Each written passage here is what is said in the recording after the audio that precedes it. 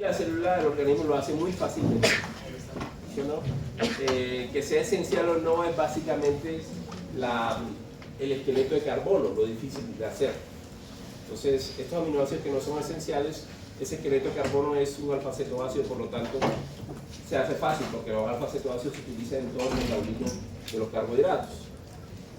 Bueno, y lípidos también. Entonces, es eso. Por eso es que los aminoácidos ramificados son esenciales porque esa ramificación no es algo común. Entonces, las transaminaciones son algo sencillo relativamente, es decir, ponerle los grupos aminos. El asunto es el esqueleto carbonado. El esqueleto carbonado que es complicado hacer en algunos casos. Entonces, algunos se hacen esenciales. Hay otra cosa que es fundamental, es la utilización. Yo puedo hacerlo bastante, pero gastarlo bastante. ¿Sí o no? Entonces eso también es fundamental. Por ejemplo, ahí la arginina es esencial en los niños, donde se utiliza bastante, en los adultos es menos esencial. En los gatos es esencial, necesita mucha arginina. Usted le quita la arginina, el gato empieza a tener hiperamonemia. Claro, porque en algunos organismos la síntesis es diferente, a diferentes velocidades de hacerlo o de gastar. La arginina se gasta bastante, porque es precursor de varias cosas fundamentales como veremos. Entonces en esta clase vamos a ver cómo se hacen los no esenciales. Los esenciales se hacen en las plantas y es un proceso muy largo, muy complicado que no vamos a ver acá. Entonces hay que tenerlo en cuenta. Entonces este concepto de esencialidad depende también, ¿no? Depende del organismo, de la condición fisiológica o patológica. Entonces, pero hace referencia a eso, si se usa bastante, si se produce poco.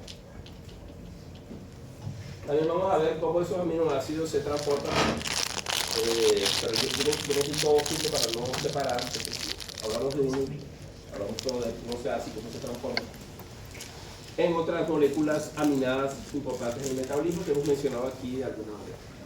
Entonces aquí vemos los esenciales, aquí comenzamos los tres aminoácidos ramificados, que ya sabemos bastante de ellos, ¿no? Sabemos cómo se oxidan, ¿sí, no? Y la importancia que tienen cuando se elevan en la sangre, también lo vemos.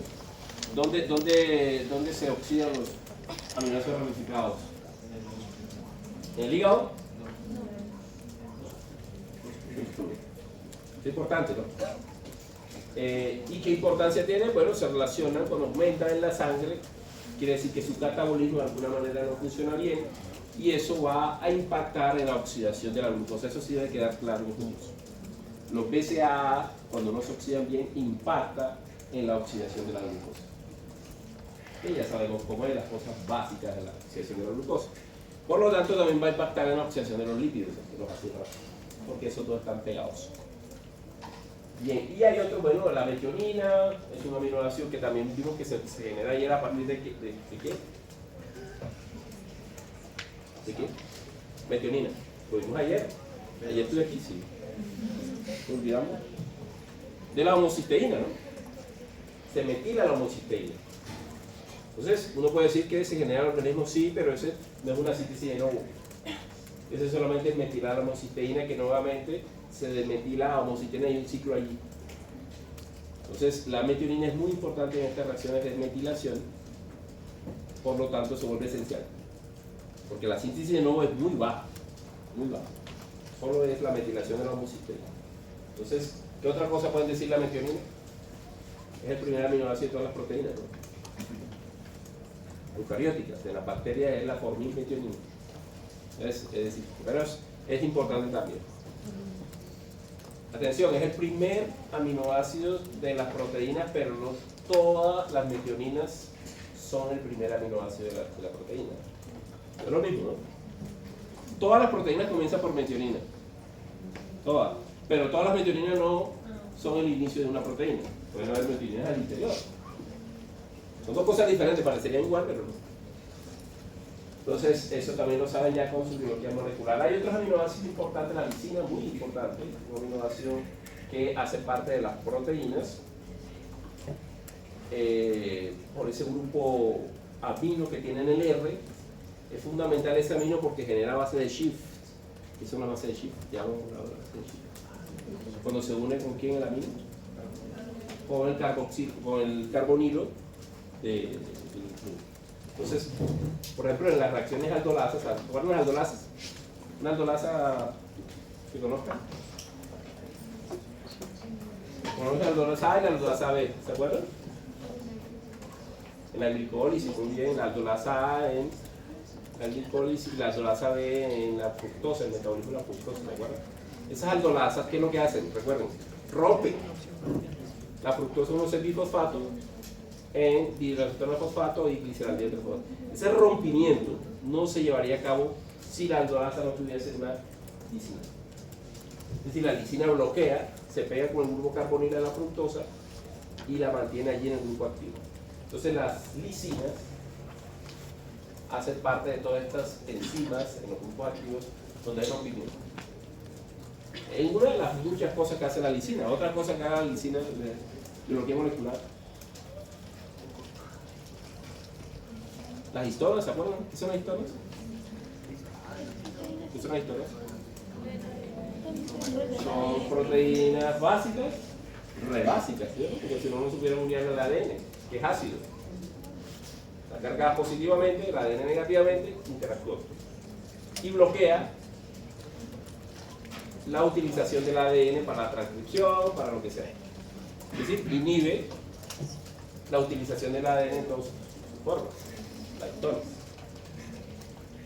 Entonces, las lisinas son las que se acetilan o se metilan. Y cuando eso ocurre, pues se sueltan del ADN. Lo que quiere decir son reguladoras, las lisinas, de la actividad transcripcional nuclear. Fundamental, que ese es el centro de la célula, ¿no? Ese es el que controla todo. Entonces, la importancia de las lisinas allí. Y muchas otras cosas que si ahora no me acuerdo. Bueno, pero ya hablaremos. La síntesis de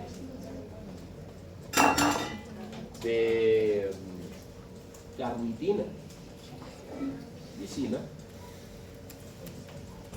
Bien. En las poliaminas también, bueno, muchas cosas de la lisina es uno de los aminoácidos más importantes. La histidina también, vamos a verlo, es un aminoácido cargado y está identificado en todo lo que es actividad alérgena. Fenilalanina, triptófano, estos dos señores, la fenilalanina de principal importancia, y por eso se vuelve esencial, es porque sostiene la síntesis de tirosina, que es un aminoácido que está en todo lado. Entonces, la fenilalanina es importante por eso, porque solamente le quita, lo hidroxilan, la hidroxilan y generan tirosina. Triptófano, síntesis de muchas cosas que vamos a ver ahora. Actividad o otro poco de cosas. Entonces, todos esos son esenciales. Estos que están allá, los no esenciales, se hacen fácilmente. Veremos que se hacen rápidamente en flujo glicolítico, ciclo de Krebs. ¿Sí o no? Las paraquinas y el glutamato se hacen a partir de. Perdón, la glutamina y las paraquinas se hacen a partir del glutamato o del aspartato. Entonces se hacen muy fácilmente también. Vamos a ver cosillas de ellas. Prolina, que hablaremos. Cisteína. Bueno, vamos a ver de. Entonces, los aminoácidos, cuando usted dice un aminoácido, ¿qué está hablando de él? Algo particular de él. Si es esencial, no es esencial, cómo se hace, para qué sirve. Bien, aquí vemos, antes de comenzar esto de los aminoácidos, tenemos que decir que los aminoácidos son la principal forma de nitrógeno, ¿no? Son los que tienen nitrógeno, hay otras sustancias nitrogenadas, como las bases nitrogenadas, y hormonas y demás, pero los aminoácidos son los que digamos, son la principal fuente. Toda sustancia aminada, que no es un aminoácido, debe pasar antes por un aminoácido.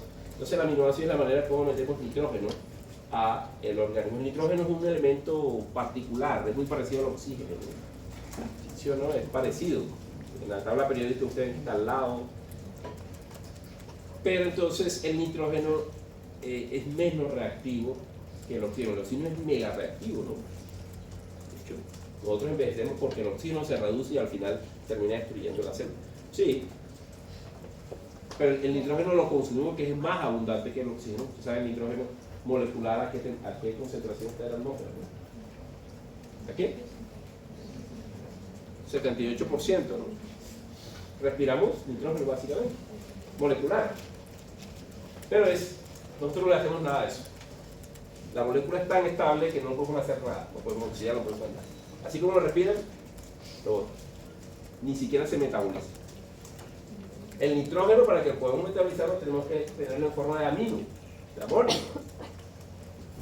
Es decir, ese nitrógeno molecular tiene que convertirse en amonio. ¿Quién lo hace? Nuestras amigas las bacterias fijadoras de nitrógeno. Gracias a ellas toman ese nitrógeno, lo reducen a amonio. Ahora usted dice, ¿por qué harán eso para nosotros? No. Ellas no lo hacen por nosotros, ellos lo hacen porque ese proceso de pasar el nitrógeno molecular a amonio necesita mucha energía. Ellas no van a gastar su ATP para darnos a nosotros nitrógeno. Nosotros no importamos a las bacterias. Es más, nosotros salimos y ellas siguen felices. Ellas lo hacen porque le ayudan a la planta. Entonces la planta le pasa el ATP, bueno, reducen el nitrógeno, y yo te paso glucosa, porque la planta es una fábrica de glucosa. Entonces la bacteria, bueno, pásame la glucosa y yo te paso el amonio. Entonces que se beneficie la planta. La interacción es con la planta, no con los animales. Luego los animales consumen esas plantas y tienen ahí el amonio.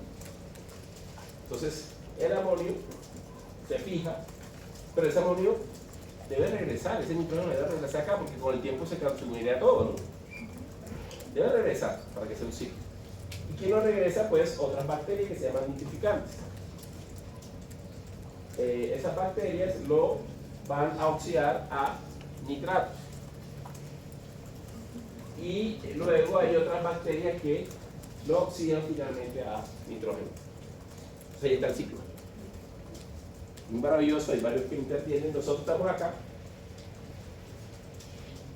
dentro del ciclo. Si nosotros salimos del ciclo orgánico perfecto. Entonces, de esa manera, ¿por qué les digo eso? Porque ustedes, cuando, por ejemplo, la glucosa, ¿de dónde viene? De las plantas. Ellas se lo hacen total. El nitrógeno, la bacteria. Y el ciclo continúa entre nosotros. Bien, entonces el nitrógeno lo tomamos y ya sabemos que el amonio lo tomamos en forma de amonio, lo pasamos a la proteína y cuando lo devolvemos ya sabemos cómo lo devolvemos, ¿no? En forma ¿de qué? De urea, ¿no? Lo devolvemos en forma de urea. Y ahí las plantas lo utilizan otra vez amonio, lo vuelven a meter en sus aminoácidos. Nosotros comemos las plantas, o no necesariamente las plantas, comemos los animales que comen plantas. Entonces ahí estamos pasando el amonio, el nitrógeno. Bien, entonces todo eso para decirles cómo llega el amonio, el nitrógeno que respiramos, a ser parte de las proteínas. Realmente lo hacen otros individuos, nosotros no hacemos nada de eso. Bien, entonces una vez incorpora el amonio ya es meterlo en los esqueletos carbonados para generar los aminoácidos. Entonces aquí tenemos la estructura glicolídica que conocen bien, ciclo de 3, y ustedes pueden ver que se generan básicamente algunos aminoácidos muy fácil. Por ejemplo, la histidina se genera acá la ribosa 5-fosfato, la serina muy rápido a partir del 3-fosfoglicerato, que aquí la serina es precursor de otros que están acá, de glicina y cisteína, que lo vamos a ver bien. Piruvato, bueno, piruvato a la línea es muy fácil, ¿no? Ya sabemos. La valina y la leucina ya son, digamos, más complicados y eso no lo hacemos nosotros. Por eso estas dos son esenciales. El ciclo de 3, por otro lado, tiene dos grandes, digamos, o centros donde se generan varios. Oxaloacetato, que genera aspartato fácilmente, alfa-acetonitrato, glutamato y estos están otros glutamatos. Esos son los no esenciales, se hacen fácilmente. Estos ya son esenciales. Sí pueden hacer, pero lo hacemos muy difícilmente. La tirosina es no esencial porque parte de la fenilalanina que sí es esencial. El triptófano se vuelve esencial. Bien, entonces vamos a hablar un poquito de la histidina. Bueno, la histidina, aquí vamos a ver el catabolismo de la histidina. Vean, la histidina se cataboliza y puede generar esto que está acá, se llama FICLU, que es un intermediado del metabolismo de la histidina, que va a reaccionar con tetrahidrofolato para generar N5-fosfidina. Bueno, ¿por qué les digo eso? Porque el tetrahidrofolato ya sabemos que es importante para la síntesis de bases nitrogenadas, ¿sí o no? ¿Cómo se genera base nitrogenada a partir del tetrahidrofolato? Bueno, necesita metilarse, ¿no? Esa metilación va a, es decir, ese carbono va a nutrir la síntesis o la formación del anillo de la base nitrogenada que está en el nucleótido. Entonces, cuando el Phi-Glu se genera, ese tetrahidrofolato no va a ir allá porque se queda generado en forminino. Forminino es una forma del folato que no es utilizada en la síntesis de bases nitrogenadas. Entonces, ¿qué quiere decir eso? Que cuando ustedes ponen histidina, ¿qué pasará con la proliferación celular? Cuando la histidina se cataboliza, ¿qué pasa con la proliferación celular? Disminuye. Disminuye porque está impidiendo que el THF pueda contribuir a la síntesis de bases nitrogenadas, porque lo está atrapando en 5-forminino. ¿Quedó claro eso? Por eso es que ha sido utilizado en terapias contra el cáncer. Darle histidina, que hace la célula, la cataboliza, genera el Phi-Glu, y el Phi-Glu desvía el folato a la síntesis de forminino y no a la síntesis de bases nitrogenadas. Y lo vemos con células tratadas con histidina y ponen otro inhibidor de porque en la lucha del cáncer siempre las terapias son integrales, ¿no? Atacan una cosa y atacan otra. Entonces esta es un inhibidor de la replicación. Entonces, cuando ponen histidina y el sorafenib, si ven que la proliferación disminuye. Entonces la razón, el catabolismo de la histidina disminuye la síntesis de bases nitrogenadas porque desvía el folato a la generación de forminino y no de 5,10 metilén tetrahidrofolato, que es el que necesita la síntesis de. Entonces vemos una particularidad de la histidina. Bien, aquí vemos otra función de la histidina. La histidina se descarboxila a histamina. Esta acá sale en la histamina. Y esto es un poderoso sustancia que induce la maduración de los granulocitos. Entonces, cuando hay una actividad alérgena, se genera histamina. Entonces, los antialérgenos lo que hacen es inhibir la histamina descarboxilasa, que quita el grupo alfa carboxilo de la histidina. Esa es otra particularidad de la histidina. Bien, ahora hablemos de la serina, es muy importante. La serina viene del 3-fosfoglicerato, que es un intermediario de ciclo de Krebs. Y aquí les recuerdo una cosa. La serina, ya veremos, es importante para muchas actividades, para mover el ciclo de un carbono. Lo veremos. Entonces, y el ciclo de un carbono es importante, ustedes saben para qué, para la proliferación, ¿no?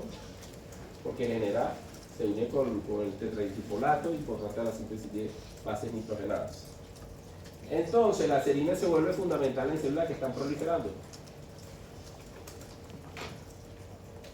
Entonces, aquí tienen una importancia de por qué la célula tumoral utiliza bastante la glucosa. Bueno, ya sabemos que para producir energía, pero otra función es generar serina.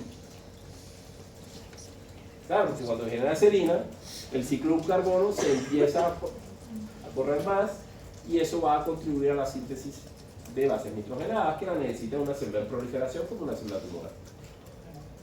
Bueno, entonces, una de las funciones. Entonces, la célula tumoral es muy inteligente, ella utiliza la glucosa, pero no la lleva toda a piruvato, porque si la lleva a piruvato no hace serina. Deja una partecita para que pueda derivarse a la síntesis de serina. Entonces, serina, imagínense inmediatamente la glicólisis, bien cerquita de la glicólisis. De hecho, es piruvato y la serina son los aminoácidos más cerca del intermediario glicolítico. Bueno, el piruvato, la alanina es el más cerca, ¿no? Que es una sola reacción. Solo que la alanina ya ha pasado toda la glicólisis. La serina no, es por la mitad del flujo glicolítico. Entonces, cuando la célula empieza a hacer serina, a partir de glucosa, produce menos ATP, ¿no? ¿Cuánto menos? si el sustrato es el 3-fosfoglicerato por mol de glucosa, ¿cuántos menos ATP produciría? Es una pregunta de quiz. Si una célula está haciendo serina, por mol de glucosa, ¿cuántos ATP dejaría de producir? Y le pongo líneas para que ustedes no tengan opciones. Ah, no me puede poner. ¿Cuántas? Fácil.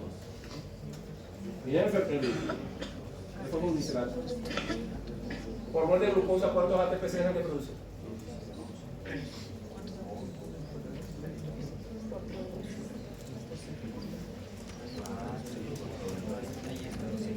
Bueno, se los dejo ahí para que vayan pensando. No, porque no le puedo decir todo, porque qué gracia, ¿no? Ahí es que ustedes. Yo les hago la pregunta. La respuesta, ¿no? Así que funciona generalmente.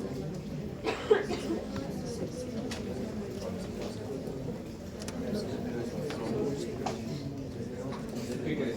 ¿Cuántos átomos de carbono tiene la serina?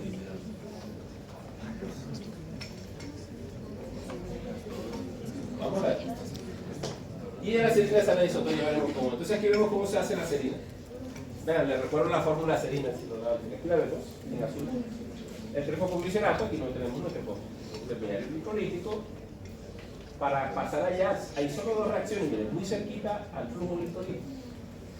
La fosfoglicerato es deshidrogenasa, que hace fosfoglicerato, TOH, pero va a oxidar aceto, es decir, va a generar 3 fosfopiruvato. 3 fosfopiruvato.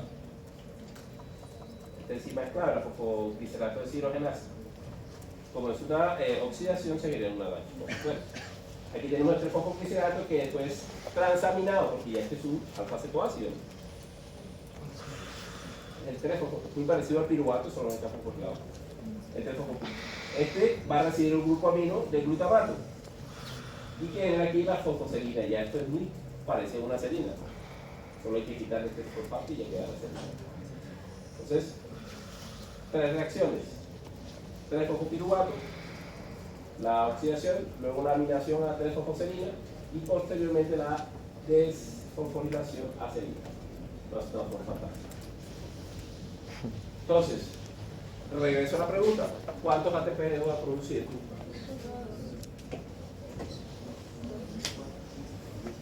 Si dedico a hacer una mol de serina. Por mol de serina, ¿cuántos ATP estoy dejando de producir en la oxidación de una mol de glucosa?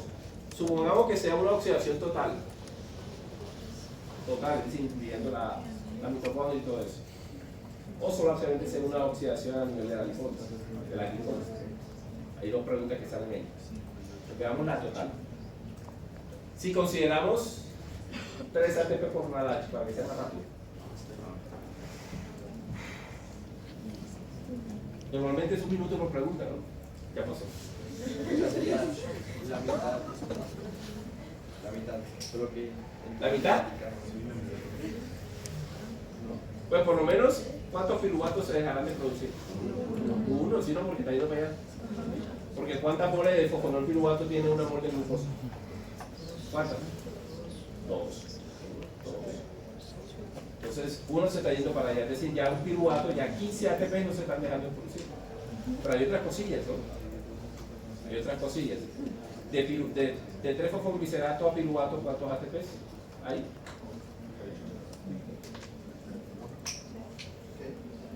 De 3-fosfoglicerato a piruvato, ¿cuántos ATPs hay? 2. Es una mol de fosfo. Entonces, 1 más 15, 16. 16 ATP menos. Si me preguntas solo en la glicólisis, ¿cuánto menos? 1. ¿Sí lo tienen claro? Claro que sí. Bien, entonces aquí tenemos la serina. La serina posteriormente se va a utilizar en varias cosas. La serina también es una regulación clave, pero no voy a decir para qué, pero en en las reacciones serinhidrolasas de las hidrolasas, lo que cortan enlaces peptídicos, enlaces demás, son bastante en el metabolismo, tiene una serina como centro activo. Y este OH es fundamental porque este OH que está acá es el que permite, no voy a explicar el mecanismo de la serinidrolasa, no una clase química, pero lo que permite que ese enlace peptídico es bien fuerte, gracias a la serina en el centro activo de la enzima. Entonces esos aminoácidos, cuando dicen enzimas con centro activo importante, piensen en la lisina, en la serina, el aspartato, histidina, son los más importantes que hacen parte allí en la actividad enzimática de los centros activos de las enzimas, son las que rompen. Bien, pero bueno, continuemos. Entonces la serina también es importante en la síntesis del grupo R. Claro, porque es precursora de glicina, ya sabemos que la glicina es fundamental en la síntesis del grupo R, del porfirinógeno, ¿se acuerdan? Síntesis del aminolenidínico, el ácido aminolenidínico junto con el glicina. Bueno, ¿y cómo pasa entonces la serina a glicina? Bueno, allí la importancia es es decir, este grupo sale, es decir, sale el OH y el metilo pasa al folato, genera el tetrahidrofolato. Esto lo vimos ayer, ¿no? Recuerden, el THF recibe el metilo de la serina y genera el metileno. El metileno que puede ir a la síntesis de base nitrogenada o puede que pasar por el metileno. ¿Lo vimos ayer? Recuerda que el metileno está pegado a 2, al nitrógeno 5 y al nitrógeno 10. Así como está, va a la síntesis de base nitrogenada, que no lo hemos visto, no a ver antes lo que pasa. El metileno. Pero ¿qué le puede pasar más a ese metileno? Perder la unión que tiene con el nitrógeno 10, que era solamente pegada al 5. Y genera el metil, que es la reacción irreversible. El 5-metil tetrahidrofolato, que se lo pasa a la vitamina B12 para que ésta se lo pase a la homocisteína y genere metionina. Lo vimos ayer, ¿no? Ciclo de un carbono. Y en ese caso, el 5-metil tetrahidrofolato queda solamente tetrahidrofolato. Se va a tomar otro de la serina y así sucesivamente. Se lo escribo aquí porque de pronto no se acuerdan. Y ese ciclo me gusta mucho, entonces lo pregunto mucho. La serina genera glicina y el metilo se lo pasa al THF y genera el 5-10N-metileno THF, sino que va a la síntesis de bases nitrogenadas. Esto es un pedacito chiquito, pero es toda una clase que va a dar bases nitrogenadas.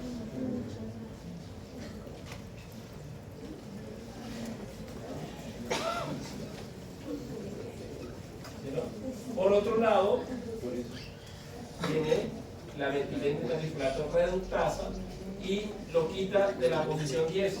Entonces queda 5-metil THF. Este es irreversible, ¿se acuerdan? Que necesita la B2, la riboflavina. Metileno reductasa. Metileno tetrahidrofolato reductasa. Y esta se lo va a pasar a la homocisteína.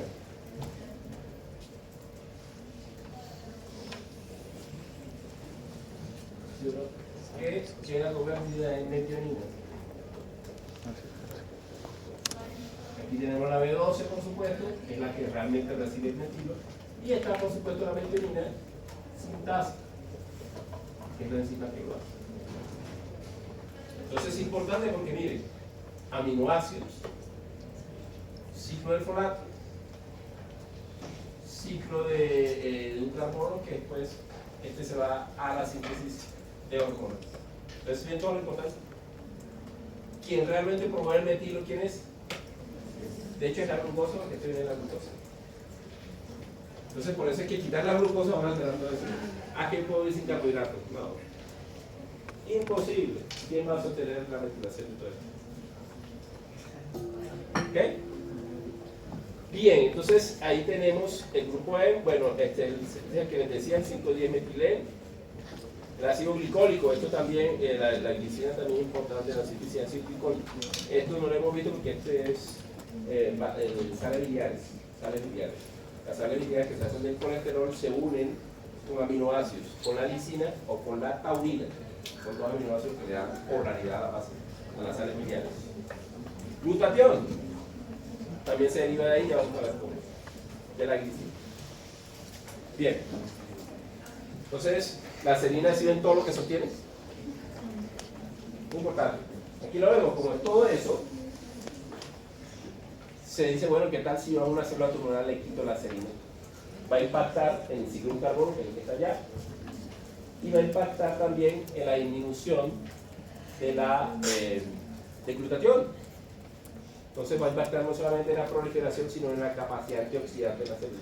Que la célula tumoral tiene una capacidad antioxidante ejemplar.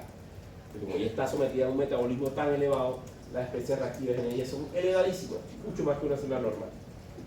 Entonces, su capacidad antioxidante debe ser excepcional. Entonces, quítenle esto una célula tumoral, no solamente lo produce aquí, sino es tan esencial que viene de allá afuera, la serina. Para una célula tumoral la serina es esencial.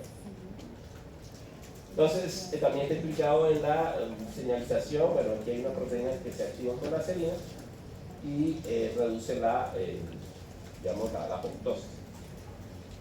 Entonces, ¿qué tal si yo le quito? No voy a impactar la... Se han determinado inhibidores de la síntesis de serina para atacar la célula tumoral. Bien, aquí vemos, bueno, este es el mismo que habíamos dicho, es el que está allá, creo. Sí, vemos, ¿dónde está la serina? Aquí está, no, diferente. Ahí solamente es la incorporación de un carbono en el ciclo de un carbono. Pero la serina también, por su lado, se une con la homocisteína, ¿cierto? Para generar cistationina. Y la cistationina es precursor de la cisteína. Y esta otra cosa, y la cisteína es precursor de la síntesis de glutatión. El glutatión está formado por 3 aminoácidos, que no se lo olviden jamás: cisteína, glutamato y glicina. Esos 3. De hecho, se le conoce al glutatión como un tripéptido. Algunos dicen, no, es un tripéptido. Claro, porque son 3 aminoácidos condensados ahí. El grupo tiol de glutatión lo provee la cisteína. Este es el que genera el grupo tiol. Recuerden, el glutamato tiene el glutatión, perdón, tiene un grupo tiol. ¿Qué importancia tiene ese grupo tiol? En el glutatión, eso lo vieron cuando vieron pentosas. ¿Qué pasa con ese grupo tiol? Se reduce, ¿sí o no? Se reduce, ese grupo tiol es el que, de hecho, él se reduce cuando hay una especie de reactiva y protege a la célula de la actividad antioxidante. ¿Ves? Ahí lo tenemos. Entonces la serina, además de pasar el carbono y generar glicina, ella misma se condensa con la homocisteína para generar la cistationina, que es precursor de la cisteína. De la cisteína y la taurina. Aquí también se genera la taurina, que es el otro aminoácido importante en la síntesis de bases de sales biliares. Bien, aquí lo vemos. Bueno, aquí hay otras cosas.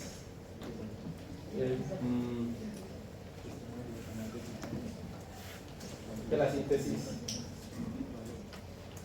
Bueno, esta es otra función de la cisteína. Bueno, la cisteína había dicho que es la síntesis de glutatión, pero también aquí vemos que la cisteína dioxigena y puede generar la taurina. Hace lo que les decía. La taurina, que es esta molécula que está acá, es una molécula sulfata de un sulfato, y ese es fundamental en la funcionalidad de las sales biliares. Esta taurina no la producen los gatos. ¿Ustedes no han visto que en la comida de gato dice taurina? Claro, porque la taurina, como es importante en el metabolismo de las grasas, entonces el gato no podría digerir bien sus grasas. Por eso los gatos realmente digieren mal las grasas, por la falta de sales biliares, por la ausencia de taurina. Entonces hay que meterla en la dieta. Esa vía no la tienen ellos. Y viene de la cisteína. Entonces ahí tienen otra función. Vemos también que se conecta con la síntesis de piruvato, ¿no? Con la cisteína. Piruvato por acá, piruvato por acá. Que, bueno, el metabolismo consiste en poder sacar este tiol y convertirlo en sulfatos. Y esos sulfatos hacen parte de una molécula que se llaman PAPs. Esos PAPs son moléculas que tiene la célula para poder, digamos, sulfatar xenobióticos. Es decir, cuando hay detoxificación, ya habíamos visto esta mañana que se pueden adicionar el ácido glucurónico, hidroxilos, pero también se pueden agregar sulfatos. ¿Y quién provee esos sulfatos? Los PAPs. Los PAPs toman el sulfato del metabolismo del tiol de la cisteína y lo convierten en sulfato. En las reacciones no vamos a preguntar esas reacciones, entonces no se la va a tocar. Aquí lo que importa es que la cisteína, el tiol de la cisteína va a la generación de sulfatos, de los PAPs o de la taurina. Que esa sí la pregunta porque esto es importante, porque cuando vamos el metabolismo o el catabolismo del colesterol. Sulfato en los PAPs o en la taurina, que son las, digamos, las moléculas sulfatadas más conocidas del hoy. Bien, aquí vemos cómo se sintetiza el glutatión. Ya hemos hablado de la cisteína, por supuesto, glutamato, tiene una liasa y genera alfa-glutamiliscisteína, que posteriormente se incorpora a la glicina, genera el glutatión. Entonces, por eso que el glutatión es un tripéptido. Ahí está la síntesis de glutatión. Entonces, una cosa es la síntesis del glutatión y otra cosa es la reducción del glutatión. Cosas diferentes. ¿Quién lo reduce? La glutatión. En ATH. La ATH. Que se produce en aspectos asfosfados. Y en otras enzimas por allí que producen la ATH. Y esta es la síntesis del glutatión, es decir, la molécula del glutatión, que viene prácticamente de la glucosa, ¿no? Por eso es que cuando ustedes a una célula le quitan la glucosa, generan estrés oxidativo. ¿Por qué? Porque no es suficiente glutatión. Es decir, la actividad, o sea, cuando le retiran la glucosa, no están aumentando la actividad oxidante, sino están disminuyendo la actividad antioxidante. Porque una célula siempre está en equilibrio, oxidante-antioxidante. Si usted le pone mucha glucosa, ¿qué está aumentando? ¿La oxidante o disminuyendo la antioxidante? Si le ponen mucha glucosa, aumentando la oxidante. Claro, porque se oxida, genera una especie de reactivo en la mitocondria y todo eso. Ahora, si le retiran la glucosa, también matan, pero no es porque esté aumentando la oxidante, sino porque disminuye el antioxidante. Entonces se desbalancea. Entonces, dos, pero llega a la misma muerte, porque la muerte es por actividad oxidante. ¿Ok? Entonces, retirar totalmente la glucosa es malo, poner exceso también es malo. Pero por diferentes alteraciones. Bien, aquí vemos la síntesis, lo que les decía. Tenemos la glutatión que se reduce. Aquí luego por la pH, que me da el reducido, que luego se oxida y en esta ciclo. Glutatión es muy importante que sepan porque es la actividad antioxidante más importante a nivel celular. Entonces, ¿de dónde viene? Pues viene de la glicina, cisteína y glutamato, y cómo se reduce con la pH proveniente de la lactosis. Eso es lo que hay que aprender de glutatión. Bien, aquí vemos otros aminoácidos. Esto, bueno, esta síntesis es bastante compleja, no vamos a ver, pero esta también es compleja, pero lo que vamos a ver es la fenilalanina, que viene del coconopirruvato y el exacto. Aquí vemos la fenilalanina. Aquí vemos el aminoácido, vean el grupo R, que es un un fenol y de fenilalanina, y luego lo que hay es que hidroxilarla, fenilalanina y hidroxilasa. Ya hemos hablado de la hidroxilasa. ¿Qué tipo de enzima es? Hidroxilasas. Esta mañana les hablé de ella. ¿Qué caracteriza una hidroxilasa? Tiene un grupo M, ¿no? ¿Qué otra cosa? Pero que utiliza el oxígeno. Un átomo de oxígeno. De estos dos que están acá, uno de ellos se utiliza acá. El otro va a de agua. Por eso se llaman monooxigenasas. Es decir, las hidroxilasas son monooxigenasas. ¿Sí o no?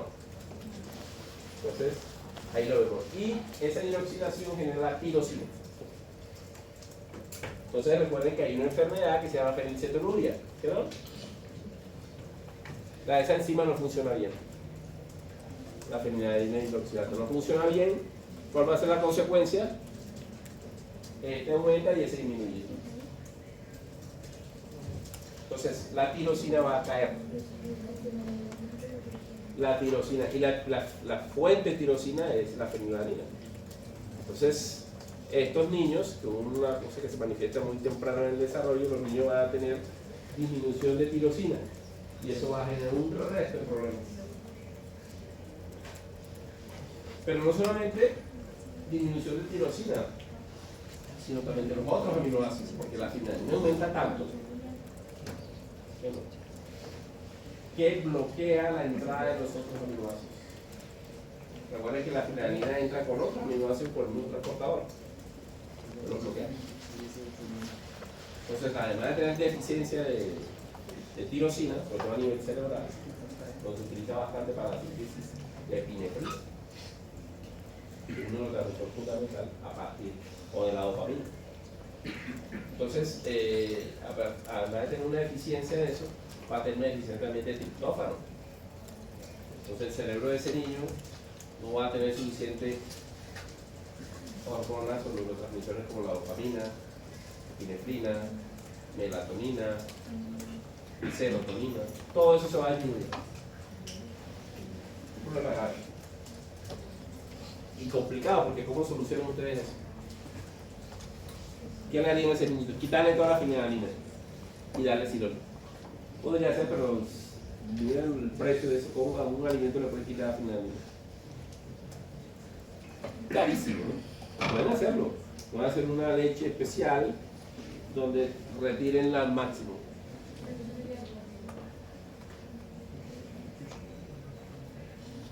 Y darle bastante con tirosina. Pero eso, carísimo. Recarga. O sea, no es viable. Aquí vemos cómo la tirosina se convierte en epinefrina. Esta sí la preguntamos porque son poquitas, son 4 reacciones. Y vemos que para que ella entre en ese síntesis de epinefrina, primero debe hidroxilarse, es decir, la tirosina hidroxilasa. Si la tirosina se hidroxila en esta posición y genera el dopa. Y luego se descarboxila. Ese es el que se descarboxila. El carbono alfa, el carboxílico alfa. Y genera la dopamina, que es una neurotransmisor muy importante en el cerebro porque es el que controla las neuronas dopaminérgicas que controlan, como les digo, la recompensa. La recompensa, que es fundamental a nivel cerebral, ¿no? La recompensa es lo que nos ha hecho evolucionar. Cuando un animal va a buscar un alimento, va a cazar algo, bueno, va a generar energía, va a comerse ese animal, va a generar energía, pero además de eso, lo que lo hace llevar a cazarlo no es tanto el hambre, no es tanto, sino la sensación de placer que recibe cuando mata el animal. Y para una acción como cazar, ¿no? Pero está en todo. Ustedes se levantan de la cama para ir a venir acá, porque sienten una recompensa. Su cerebro siente una recompensa. Si ustedes no tienen esa recompensa, no se levantan ni de la cama. Es decir, todas las actividades se reducirían y no pudimos evolucionar. Entonces, ese placer, microplacer que tuvieron, es fundamental para poder hacer cosas, poder evolucionar y poder hacer todo. Es más, ustedes estudian por el placer que les da ganar. Ustedes dicen, no, no, sí, porque si no, ni siquiera estudiar. O sea, todas esas actividades son controladas por la dopamina. Y en algunos casos, la cosa se vuelve adictiva, ¿no? Entonces, cuando no la hacen, no sienten el placer dopaminero y entran en problemas. Entonces, las adicciones son excesos de esa acción. El problema es que, como están solamente encaminadas a una acción, olvidan las demás. Entonces, ahí es donde la adicción puede ser un problema. Por el trabajo, por el estudio. Solo estudio bioquímica no me interesa más nada. Entonces, cuidan las otras, ¿no? Creo que nadie tiene esa adicción en el mundo, pero puede ser. Entonces, la dopamina es fundamental en todas las actividades que hacen los mamíferos. No solo los humanos, los mamíferos, todos. Entonces, es clave. Ella posteriormente se hidroxila y genera cloripirefrina, y esta se descarboxila y genera, se metila y genera la epinefrina, que es un neurotransmisor también importantísimo y una catecolamina que controla muchas cosas en el metabolismo de la glucosa, ¿no? Aumenta la glicemia o disminuye la glicemia. La epinefrina. Yo pregunto, ¿la epinefrina qué le hace a la PFK1? Claro. La fosforila a la PFK2. La fosforila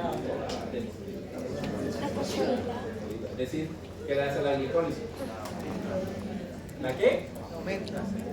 La inhibe, ¿no? La inhibe porque cuando ocurre la PFK2 no se produce el fructosa 2,6 glicoproteína y no se activa la PFK1. Entonces el flujo glicolítico se detiene. Las catecolaminas son hiperglicemias. Es decir, la glucosa no se incorpora, se queda en la sangre. Esa es la función de las catecolaminas. Tener la glucosa elevada para que no estén huyendo del ladrón que lo está persiguiendo. Esa adrenalina, el aminoácido, también le dicen adrenalina, pueda actuar y pueda liberar tener la glucosa elevada para que el sistema nervioso, que no depende de este sistema, pueda tener. Entonces, eso es control de la epinefrina. Bueno, y otras muchas cosas a nivel celular que hace la epinefrina. Entonces, vemos que se metila, es decir, ¿qué me da ese metilo? Es decir, de norepinefrina a epinefrina, hay una metilación. ¿Quién se lo da? El SAM.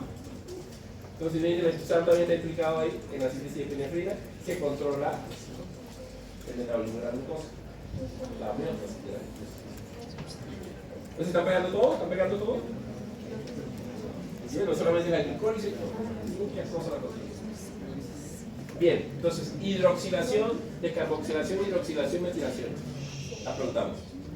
De la tirosina para la epinefrina. Bien, esto es lo que les decía con respecto a que cuando se eleva la fenilalanina no deja pasar los otros aminoácidos y hay una deficiencia de los demás, incluso el triptófano, que también es otro precursor de, hablaremos ahora de neurotransmisor. Aquí lo vemos, el triptófano, vemos acá el triptófano, aquí lo vemos. El triptófano, cuando piensen en él, piensen en serotonina y en NADS. ¿Se acuerdan de NADS? El NAD, esa vitamina, digamos, ese cofactor, tiene una cosa que se llama niacina. Y la niacina se hace a partir del triptófano. La niacina, o B3, que también se incorpora con la dieta, ¿no? No es suficiente la que viene del triptófano, no necesitamos también la dieta niacina, o B3. En cuanto a la síntesis de serotonina, es muy parecida a la síntesis de epinefrina. Hay que hidroxilar el triptófano, así que hidroxitriptófano, y después se descarboxila a serotonina. Tiene metilación. La serotonina es un neurotransmisor muy parecido a la dopamina. Dicen que es la hormona de la felicidad, ¿no? Se sienten relajados cuando hay producción de serotonina. Es diferente el sentimiento de dopamina. La dopamina es placer. Placer no necesariamente es relajación, ¿no? Esta sí, es relajación, paz. Fundamental, la serotonina. Y la serotonina posteriormente se adiciona la acetila, acetil-CoA, y genera N-acetilserotonina, que posteriormente se metila a melatonina, que es así importante, ¿no? ¿Para qué la melatonina? Para dormir profundamente, ¿no? Entonces, por eso es que dicen que las personas que duermen un poco mal, tómense unas horas antes, que dura una hora este metabolismo, un vaso de leche, porque leche es rico en triptófano. O sea, tomar leche lo que están haciendo es generando melatonina. Aunque hay gente que la toma, pero creo que el cuerpo la produce muy bien. Bien. Otro punto que les decía es que el triptófano es fuente de niacina. Aquí lo vemos, para que eso ocurra necesitan que se genere este intermediario que se llama quinelurina, que es un intermediario aminado del triptófano. Siempre una formidasa.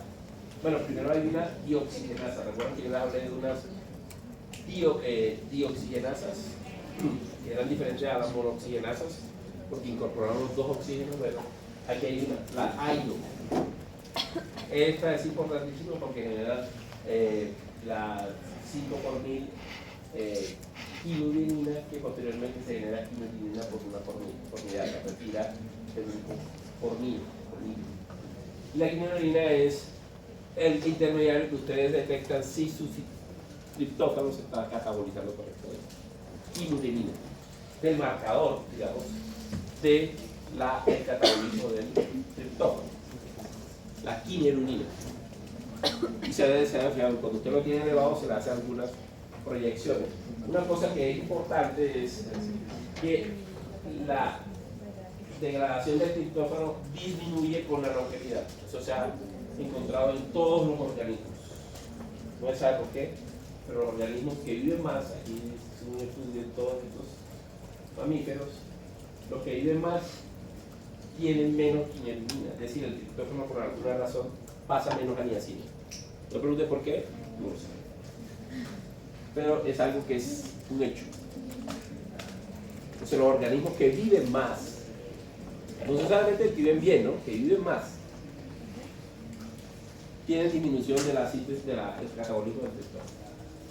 Es decir, tienen menos quinelurina. Entonces uno podría, y eso por eso es que se hace en este excelente estudio, el CERMETAP, donde quieren proyectar cuánto vivirá una persona midiendo la quinelurina.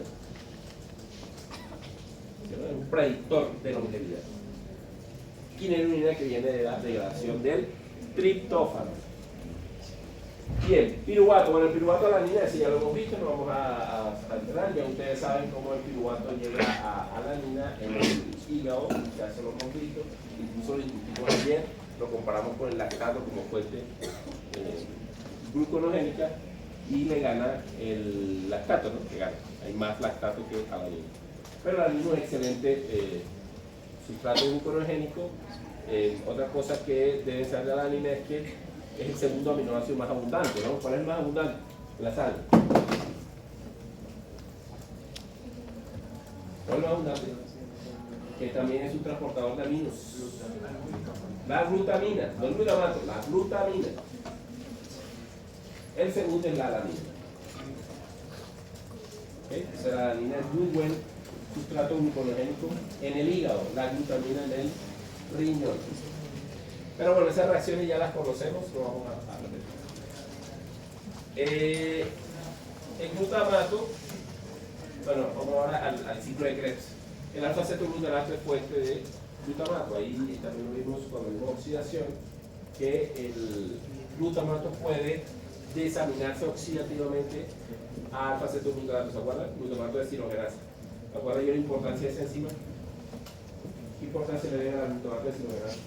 Yo se lo dije, no fue ayer, no se fue ayer. Y tenemos tantas cosas, tan poco tiempo. Y ni me acuerdo. La glutamato es hidrogenasa. ¿Qué importancia tenía? Liberar amino.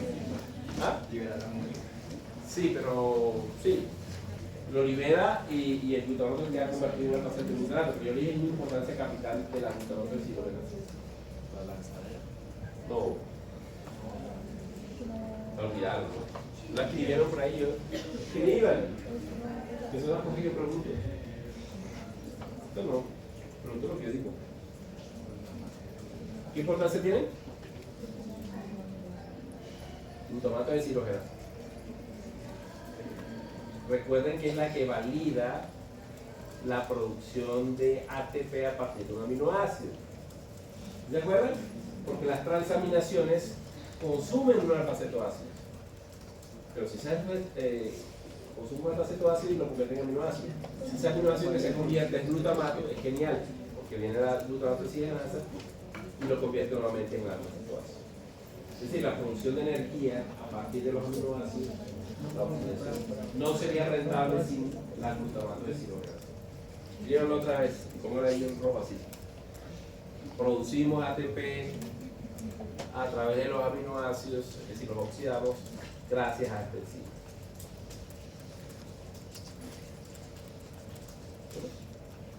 Yo lo dije, recuerdo perfectamente. Bien, ese enzima es reversible. Toma el glutamato, el alfa-cetoglutamato y también lo convierte en glutamato. Y el glutamato va a la síntesis de varias cosas. El glutamato es un aminoácido bastante utilizado. Claro, porque si la alanina, de hecho en los tejidos, el aminoácido más abundante es el glutamato. Porque como la glutamina es el más abundante en la sangre, cuando llega a los tejidos no pierde, se convierte en glutamato. Entonces hay un ciclo entre ellos, glutamato, glutamina, glutamato, glutamina. Por lo tanto, el glutamato pues, puede regresar a glutamina o puede ser también implicada en otra síntesis. Vamos a ver eso que regresa a glutamina, lo hace la glutamina sintasa. Lo que hace es aminar el R, el grupo R, que es el glutamato interesante con un ácido, tienen una unión de amino. ¿Cómo se llama esta unión? ¿Qué enlace? Carboxílico y amina. Amida. Amida. Entonces, es fundamental. Y pues, eso lo hace la glutamina sintetasa. Y puedo perderlo, ¿no? Puedo pasar de aquí a acá, pero ya es otra enzima. ¿Cómo se llama esta otra enzima? Glutaminasa. La glutaminasa pasa de glutamina a glutamato. Y la glutamina sintetasa pasa de glutamato a glutamina. Y alfa-cetoglutarato es la glutamato desidrogenasa. Bien. Bueno, aquí vemos que el glutamato puede ir a la síntesis de prolina, que es otro aminoácido interesante. ¿Qué saben ustedes de la prolina? ¿Esencial o no esencial? ¿Esencial o no esencial? No esencial, se produce fácilmente el glutamato y el glutamato es abundante. Claro. Para generar, el glutamato se une con el glutamil 5 semialdehído. Semialdehído quiere decir que tiene un aldehído en el R. Está el R, ¿sí? Es un aldehído. Se llama semialdehído. Este semialdehído proviene de la reacción entre alfa-cetoglutarato y la ornitina. ¿Sí conoce la ornitina, no? Ciclolauria. Entonces, la ornitina que puede convertirse en ¿qué? En ciclolauria. En citrulina. Cuando se unen con el carbohidrato fosfato. Ahí está el ciclolauria. Pero también puede salir cataplerismo, ¿no? Cataplerosis de la ornitina. Yo le pregunto, ¿qué aminoácidos? Miren la pregunta. Si le tengo que dar la lista porque no se me va a repetir. O sea, afortunadamente no puedo. Entonces hay que dar la opción. Pero puedo poner 10 opciones. Solo una. ¿Se puede? Sí, ahí la opción. ¿Cuántas opciones quieres poner? Una. Si puedo poner 4. Si puedo poner. Una. Te mandan más que esa. ¿Verdadero o falso? No, le pongo las opciones. Bueno, la pregunta era: ¿qué aminoácidos se deriva de la cataplerosis y de la ornitina? La cataplerosis y el ciclo laurino. Ustedes pueden poner o glutamato o prolina. Ambas se derivan, porque este sale del ciclo laurino. Si yo pongo citrulina, no. Esto no es cataplerosis. Esa es anaplerosis. Entonces, ¿sí entendieron la pregunta? Repito.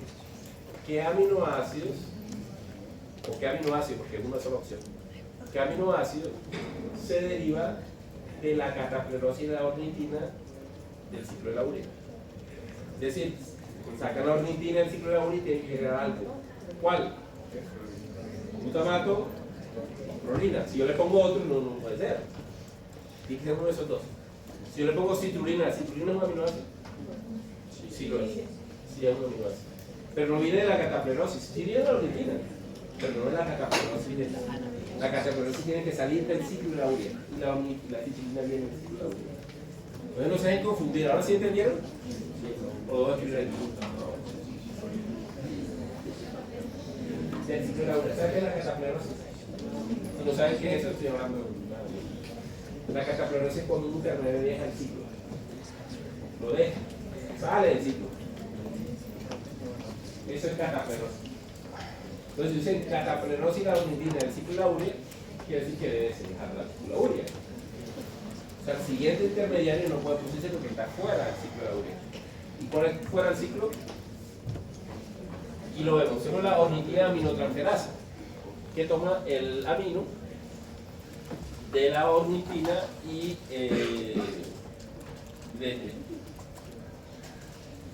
lo retira y se lo pone al alfa-cetoglutarato para generar glutarato. Y genera 5 glutamina semialdehído que posteriormente va a prolina. Está aquí una línea, pero hay varias reacciones. La prolina tiene el grupo R reciclado.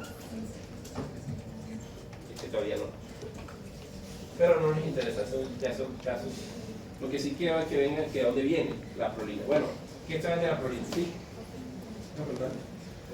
¿La prolina qué sabe? Yo sí te voy a preguntar, ¿qué sabe la prolina? Prolina. Prolina hidroxilasa, ¿no? La PHD, como el estudio, PhD, igual. Prolina hidroxilasa. Es decir, las prolinas se hidroxilan y son muy importantes en el establecimiento de la hebra del colágeno. ¿Saben que el colágeno es un polímero formado por 3 hebras? El ADN, se parece al ADN. El ADN son 2, el colágeno son 3. Y son proteínas, ¿no? El ADN son nucleótidos. Esas proteínas se entrelazan formando una hebra que se llama colágeno, que hace fuera de la célula. Y para que se peguen esas hebras, tiene que haber puentes de hidrógeno entre las prolinas hidroxiladas. Lo que quiere decir, si ustedes hidroxilan las prolinas, están generando formación de colágeno. Y en esas hidroxilaciones necesitan de vitamina C. Por eso es que la vitamina C está en algunas cremas, ¿no? Para generar la hidroxilación de las prolinas. Y se puede establecer el colágeno. Bien. Entonces ahí lo ven. No es una única prolina que se hidroxilan, hay otras, por ejemplo, cuando una célula entra en hipoxia, un poco oxígeno, y entra un programa especial que se llama hipoxia y que es controlado por un factor de transcripción que se llama HIF. Entonces, él controla todo. HIF. ¿Qué le dirá a la mitocondria HIF? Apágate o préndete. Si está en hipoxia. Claro, porque ¿dónde saca el oxígeno para poder funcionar? Entonces dice la mitocondria, no, por ahora no te necesitamos mucho. ¿Qué dice la glicólisis? Aumenta. Claro, porque si la mitocondria deja de funcionar. Entonces HIF es fundamental, es un factor de transcripción muy utilizado, muy estudiado. Y HIF se controla por la hidroxilación de prolinas. HIF es una proteína. Si se hidroxilan, el sistema dice, bueno, el oxígeno es ok, porque la hidroxilación es que necesita oxígeno, ¿no? Una monoxigenasa necesita oxígeno. Entonces cuando el oxígeno llega, viene la PHD, la prolina hidroxilasa, hidroxila la prolina, entonces HIF está hidroxilado y el sistema lo destruye. Dice, no necesitamos a HIF ahora porque el oxígeno es ok. Si el oxígeno no es ok, empieza a disminuir y no se puede hidroxilar. Entonces HIF está activo y empieza a controlar cosas. Apaga mitocondria, prende glicólisis y otras cosas que hace. Se ha utilizado porque es muy expresado en células tumorales, igual. ¿Cómo usted lo ha escuchado? Pero es controlado a través de la hidroxilación de sus prolinas. De la misma manera como pasa en el colágeno, se hidroxila. Bien, y entonces y las prolinas vemos que vienen a través del glutamato y la ornitina. Entonces me han leído el glutamato. Luego, aquí vamos a hablar de la glutamina. Otra cosa importante que hay que decirle de la glutamina es esto. También pasa en sistemas tumorales. Bueno, una de las características de las células tumorales es que ellas viven con poco oxígeno. Eso es normal porque el tumor empieza a crecer, ¿no? Crece. Y los vasos que lo irrigan, los vasos son los que llevan el oxígeno por la hemoglobina, le entregan el oxígeno a cada célula. Entonces, como empieza a crecer, las células que están lejos del vaso tienen menos oxígeno que las que están cerca del vaso, ¿no? Porque el oxígeno es un gas, se difunde y para llegar a las células de arriba, pues demora más tiempo. ¿Qué quiere decir que esas células van a tener menos oxígeno que ellas? Lo que quiere decir que esas células tienen que aumentar HIF, porque HIF pone la célula en metabolismo hipóxico. Normal. No es la única manera, ¿no? Hay otras situaciones donde no hay tumores y también hay hipoxia. Por ejemplo, las células que viven debajo de la cripta intestinal también viven con poquito oxígeno. Hay otras células normales que viven con poco oxígeno, pero no son tumorales. Entonces, HIF está en varias situaciones. Solo que la célula tumoral utiliza muy bien ese sistema. Entonces, una de las cosas que hace HIF es apagar la mitocondria, ¿no? Para que no se gaste el oxígeno allí. Entonces vamos a producir ATP de otra manera. Glicólisis a borbotones, que esa es muy glicólisis. Además tiene la ventaja de producir lactato, y el lactato lo utiliza la célula tumoral para otras cosas. Entonces, esa poca utilización de la mitocondria de la célula tumoral se llama como el efecto Warburg. No sé si lo han escuchado. Warburg. En honor a Otto Warburg. Igual es que ganó el Nobel en el 48. Porque él describió que las células tumorales no utilizan la mitocondria. Cosa que no es cierto, sí lo utilizan. Pero bueno, eso es otra historia. Pero lo que sí utilizan poco es el piruvato, no lo oxidan, sino lo reducen a lactato. Eso sí es claro. Pero la mitocondria sí la usa.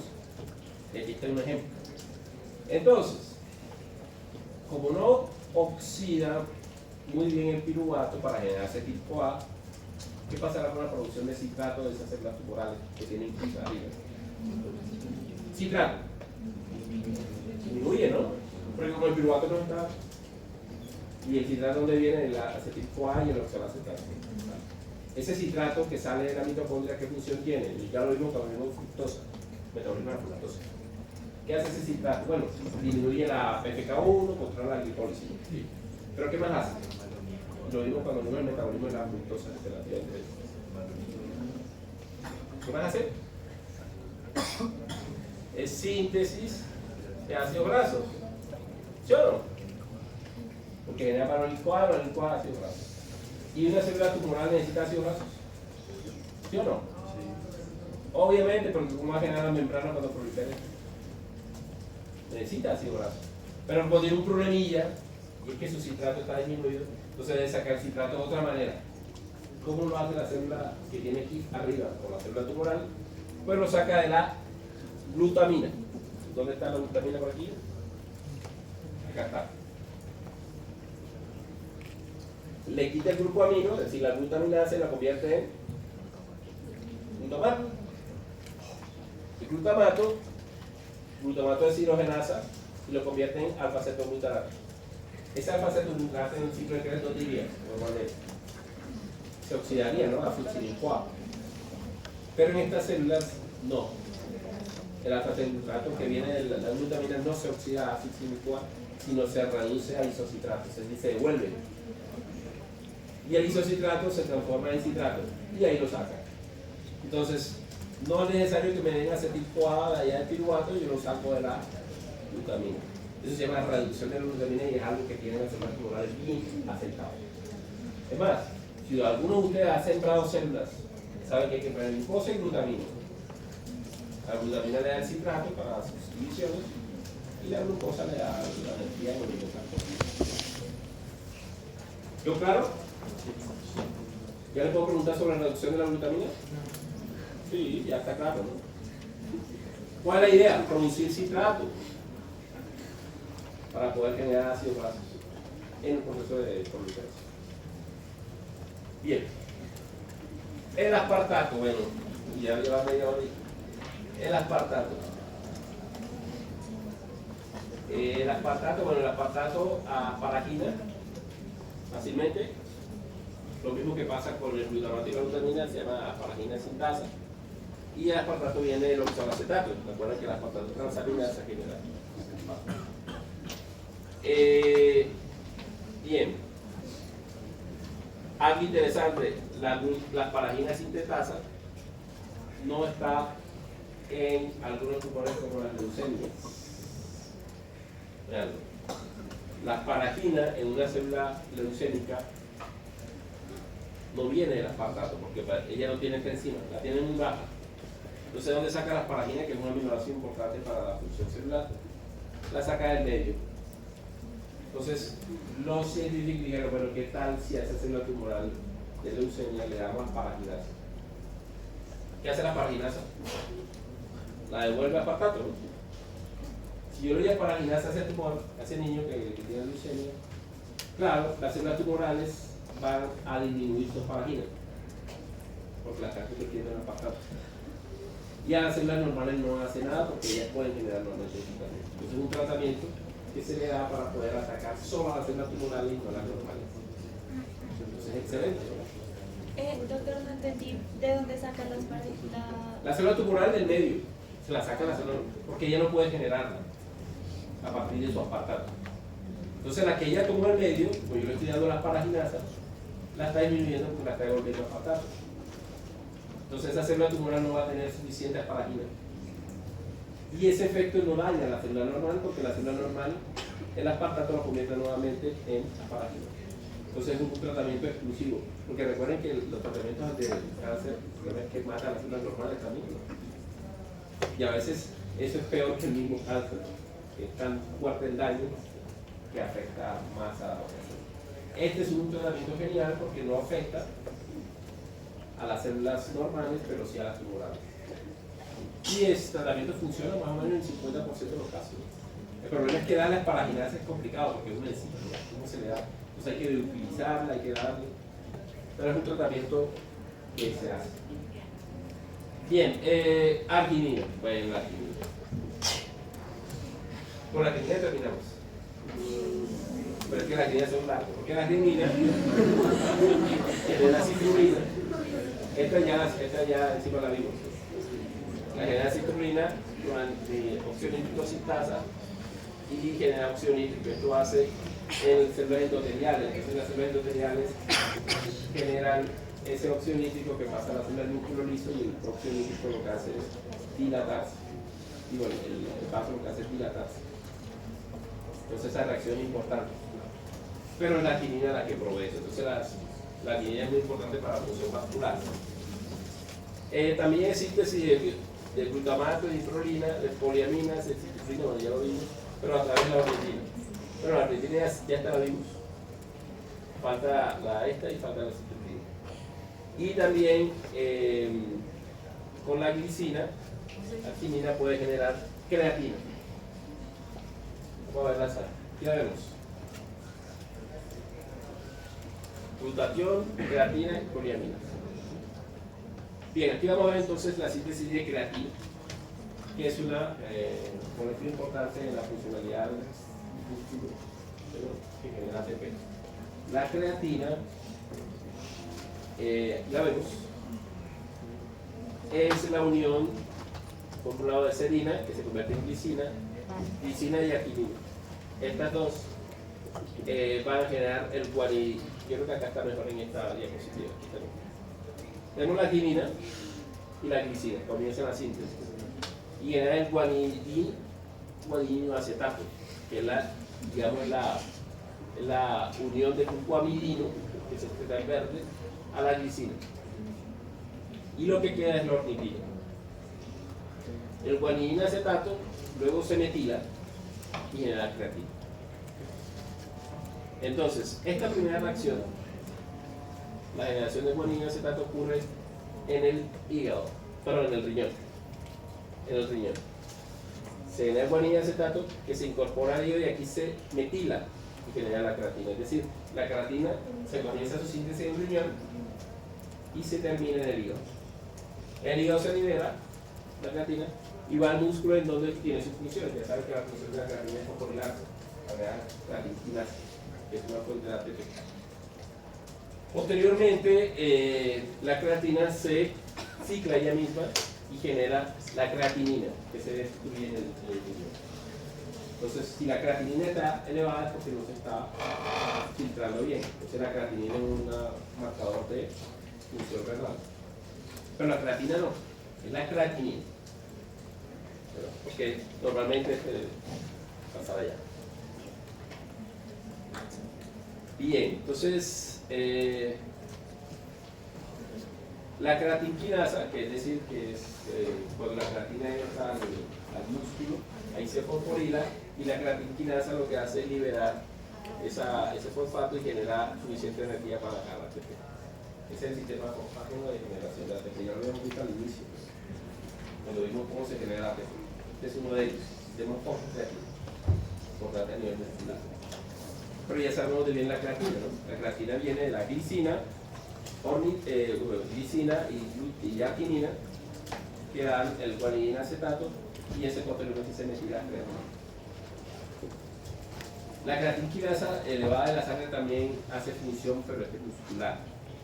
La creatinquinasa, cuando hay, por ejemplo, un problema cardíaco, un accidente cardíaco, se libera, porque las células del corazón se rompen y liberan creatinquinasa.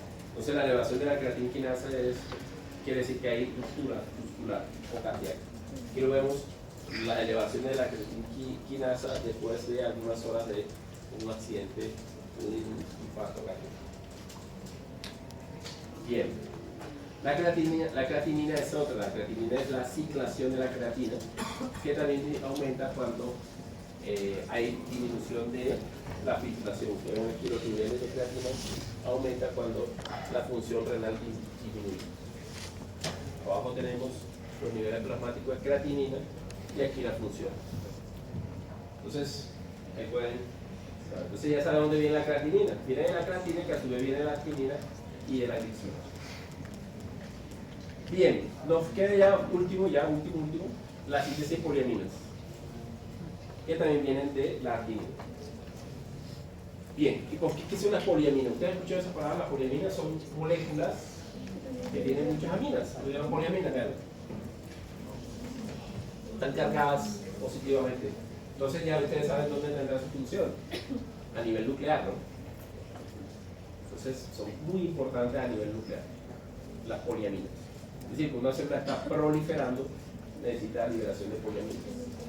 ¿Y cómo se sintetizan las poliaminas? A partir de la ornitina. Descarboxilan, ¿sí o no? Y generan, bueno, aquí interesante porque descarboxilan, quitan el grupo carboxílico y generan la putlicina, que es la primera poliamina, es una sola. Tiene solo dos grupos de aminos. Eso lo hace la ornitina de carboxilasa. Hablamos ayer de la ornitina de carboxilasa, ¿te acuerdas? Que era la proteína que tiene un turnover bien alto, es decir, 11 minutos, 12 minutos. Esta es la enzima que le quita el grupo carboxílico a la ornitina para generar putlicina. Luego la putlicina va a tomar la cadena carbonada del SAM. Interesante porque el SAM hasta ahora ustedes lo veían como un portador o un donador de un cetilo, ¿no? Pero también puede donar su cadena carbonada. O sea, el SAM lo examina, le quita. Y lo descarboxila, le quitan el amino de carboxilasa y generan el SAM de carboxilado. Y este que está acá es el que va, en la cadena carbonada, es la que va a enriquecer la síntesis de poliamina. O sea, el SAM no necesariamente puede portar el carbono, el metilo, sino la cadena carbonada con el amino. Pero para eso primero deben descarboxilado. Y generan la espermidina, y otro SAM va a generar la espermina. ¿Sí? Son 3 poliaminas: putricina, espermidina y espermina. Ahora, ¿por qué tienen esos nombres? Porque hacen parte del esperma. Las células en el testículo están constantemente en proliferación, impresionantemente. La proliferación ahí es casi como el de la médula espinal, la proliferación de esas células. Entonces necesitan bastantes poliaminas, lo que quiere decir que el semen es rico en estas sustancias. Por eso se llaman, por tiene ese nombre, esperminas. La gente que tiene cáncer o cáncer de próstata puede tener un incremento en la producción de esto. Y el olor del semen es diferente, es más fuerte, debido a la síntesis elevada de espermina y espermina. Porque son sustancias que permiten la proliferación celular. Y en cáncer de próstata luego ocurre eso. Aquí vemos cómo la célula normalmente cuando genera sus poliaminas las saca. Para eso las acetila. Las acetila con acetil-CoA y las saca. Entonces, ¿qué hace la célula tumoral? Inhibe esa acetilación para dejarla siempre allí. Porque cuando tiene las poliaminas activas puede controlar más rápido la proliferación. Miren todo lo que controla: transcripción, traducción y fusionación. Esto es algo característico. Las poliaminas se unen a este factor de traducción, que es muy importante, y controlan la traducción. Es decir, la arginina, que es la fuente de poliaminas, puede controlar la traducción y la transcripción. Entonces, por eso es que la arginina es tan importante, ¿no? Porque controla lo más sagrado de la célula, que es su control nuclear. Y hay otras interacciones importantes de las poliaminas. Nos falta esto. No, esto es cortito. Esta es la lisina. La lisina, que habíamos dicho que es fuente de carnitina. Son varias reacciones, no las vamos a ver todas, pero lo que sí les digo es que la lisina se debe trimetilar. Lo hace con 3 roles de. Entonces, ¿quién le puedo preguntar yo? Bueno, el SAM, ¿en dónde está implicado? El obituario, ¿no? Melatonina, epinefrina, carnitina, poliaminas, ¿qué otro? Creatina, todo eso. Entonces, esta se las muestro para que ustedes vean la importancia de la metilación de la lisina, en este caso para generar la trimetillicina, que por diferentes reacciones genera la carnitina. Ustedes saben cuál es la función de la carnitina, ¿no? ¿Cuál es? Oxidación, incorporación de ácido graso. Y este es la mezcla de todo, es decir, es el resumen. Aquí ustedes pueden ver de dónde vienen los aminoácidos. Este es importante que lo aprenda porque es el resumen y sabe de dónde poner la alanina, piruvato, serina. Bueno, aquí falta otro, ¿no? Pero ahora aquí está la lisina, cisteína, tirosina, fenilalanina. Este es importante, que siguen la ruta de metabólica. Muy bien, ¿hay preguntas? ¿Están re? Entonces, bueno, feliz fin de semana.